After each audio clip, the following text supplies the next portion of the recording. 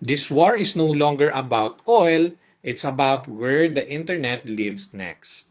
Over the past few weeks, tensions in the Middle East have started targeting not just military assets, but infrastructure, energy routes, logistics, critical systems. And here's what most people are missing.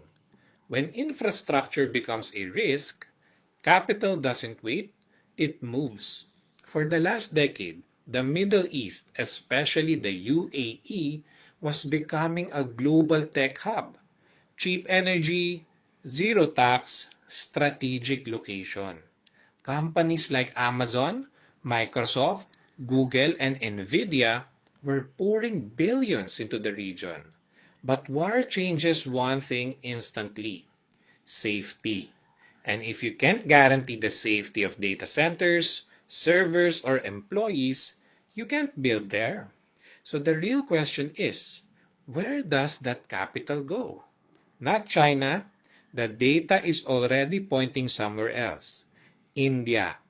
Massive talent pool, exploding data center investments, neutral position in global conflicts.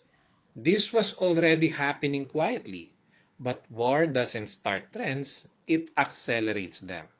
So while everyone is watching missiles, smart money is watching something else, where the next $1 trillion of infrastructure will be built.